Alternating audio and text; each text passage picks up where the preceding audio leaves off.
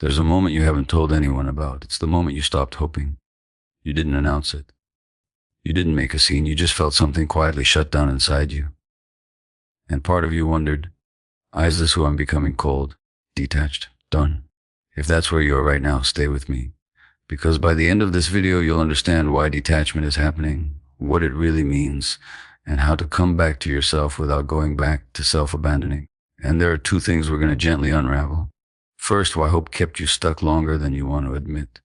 Second, the exact sentence you can say when someone expects the old, overgiving version of you to return. Let's start with something honest. You didn't detach because you don't care. You detached because caring started to cost too much. At first, you tried everything. You communicated. You explained. You softened your tone. You took responsibility for things that weren't fully yours. You told yourself, if I just love better, if I just understand deeper, this will shift. Hope kept you invested. Hope kept you patient. Hope kept you available. And here's the part no one tells you. For many empaths, hope is not just optimism. It's a survival strategy. Somewhere early in your life, you learned that if you stayed hopeful long enough, things might stabilize. If you endured long enough, the storm would pass. If you were steady enough, someone else would calm down. Hope became the bridge between chaos and connection.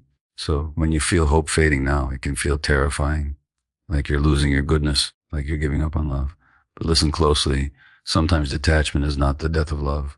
Sometimes it's your nervous system finally saying, I can't keep doing this. Imagine this scene. You're sitting across from someone you've poured your heart into. You've explained the same need 3 different ways. You've asked gently. You've tried to stay regulated. And they respond with indifference or defensiveness or promises that never quite turn into change. And something inside you goes quiet, not angry, not dramatic. That quiet can feel like emptiness, but it's actually exhaustion meeting clarity, because hope requires energy, and when hope is one-sided, your body eventually protects you by pulling back. Why did you stay so long even when it hurt? Because hope made the pain feel purposeful. As long as you believed it could change, the sacrifice felt meaningful, the waiting felt noble, the overextending felt temporary. But when hope starts to dissolve, the truth becomes harder to ignore. You are the one carrying the emotional weight. And here's the subtle shift. Detachment is often grief in disguise. You're not becoming heartless. You're grieving the version of the relationship you kept believing in. Grieving who you hoped they would become. Grieving how much of yourself you gave. If you feel heaviness in your chest right now, that's not coldness, that's loss. Now here's where it gets important. There are 2 kinds of detachment. One is protective shutdown, the kind where you numb out, disconnect from your own feelings, and tell yourself you don't need anyone. The other is regulated distance, the kind where you stay connected to yourself while stepping back from what harms you. From the outside, they can look similar. From the inside, they feel completely different. Protective shutdown feels tight and rigid, like your jaw is clenched and your heart is armored. Regulated distance feels steady and grounded, sad maybe, but clear. So how do you know which one you're in? Notice your body. When you think about the person you've detached from, do you feel numb and far away from yourself, or do you feel calm, even if it's bittersweet? This is where nervous system awareness matters more than mindset, because your body always tells the truth before your thoughts catch up. If you feel yourself slipping into numbness, try this. Place one hand gently on your chest and one on your lower ribs. Take a slow breath in through your nose and let your exhale be long and steady.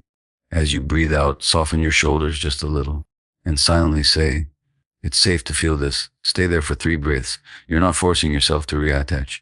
You're reminding your body that feeling is not dangerous. Detachment becomes unhealthy when it disconnects you from yourself. But when detachment reconnects you to your limits, it's not withdrawal. It's wisdom. And here's the part that might surprise you. When detachment replaces hope, it often creates space for self-respect to return, because hope kept you focused outward. Detachment turns your attention inward. You start asking different questions. Not how can I fix this, but why was I accepting this? That shift is powerful and it's uncomfortable, because when you stop hoping they'll change, you're left with a deeper truth. You have to change how available you are. And in the next part, we're going to talk about how to stay open without reopening wounds, the 4 questions you need to ask yourself before re-engaging, and the grounded sentence you can use when someone expects you to carry the emotional load again. Now let's talk about what happens after the detachment. This is the part that feels confusing, because once you pulled your energy back, once you stop chasing, explaining, hoping, something shifts. Sometimes they notice. Sometimes they reach out more. Sometimes they suddenly offer the attention or effort you had been asking for all along.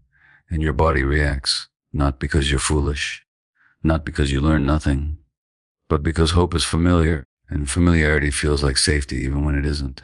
So before you re-engage, I want you to pause and ask yourself 4 quiet questions.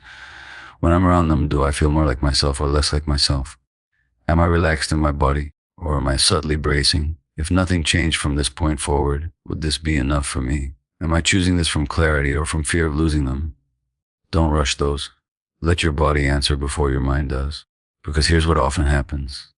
When an empath detaches, it disrupts the old system. The other person may feel the loss of your emotional labor. They may miss your soothing, your patience, your constant understanding. And they might try to reestablish the dynamic that worked for them. This is where the pattern either repeats or ends. And this is where you need language that protects your nervous system, not sharp language, not punishing language, grounded language. So when someone says, "You've changed," instead of collapsing back into over-explaining, you might say, "I have changed. I'm learning to take better care of myself." Simple, steady, no apology. If they push and say, "Why are you so distant lately?" you could respond with, "I'm not distant. I'm being more mindful about what I have capacity for." Again, calm, clear, regulated. And if they attempt to hand you responsibility for their feelings, you can say, "I care about you, and I'm not able to carry this for you." That sentence is powerful because it holds both truth and boundary. You care, and you're not abandoning yourself. Notice something important here. None of these sentences attack. None of them diagnose. None of them demand. They simply locate you back in yourself. And here's the deeper reframe. Detachment is not the final stage. It's a bridge. At first, you detach to stop the bleeding, to create space, to stabilize your nervous system. But eventually the goal is not to live detached from everyone. The goal is to reconnect from a place of choice instead of compulsion. That's what it means when the empath comes back. You don't come back as the woman who overextends and hopes harder. You come back as the woman who feels deeply and chooses carefully. There is strength in that version of you. Quiet strength. The kind that doesn't need to convince anyone of its worth. And here's the part no one tells you. When you stop fighting for connection, you start noticing who is willing to meet you halfway. Some relationships will fall away, not because you failed, but because they were built on your imbalance. Others will adjust. They will feel the steadiness in you and respond to it. But you cannot discover which is which if you keep interrupting your own boundary out of fear. Let's anchor this in your body one more time. Close your eyes for a moment and imagine yourself 6 months from now. You're in a conversation that used to trigger you, but instead of rushing to fix or soften or overgive, you feel your feet on the ground. Your breath is steady. You speak slowly. You say what you mean, and you don't chase the outcome. That version of you is not detached from love. She's detached from desperation. And that is a profound difference. You are allowed to care without collapsing. You are allowed to love without losing yourself. You are allowed to step back without becoming cold. The empath doesn't disappear when detachment replaces hope. She recalibrates. She learns that her sensitivity is not a currency to buy connection. It's a gift to be shared where it is respected. So if you're in that quiet phase right now, the one where hope has thinned and distance feels safer than longing, don't panic. You are not breaking. You are reorganizing. And when you come back, you will not come back smaller. You will come back self-led. In the next video, we'll talk about how to rebuild trust in yourself after years of overriding your own signals.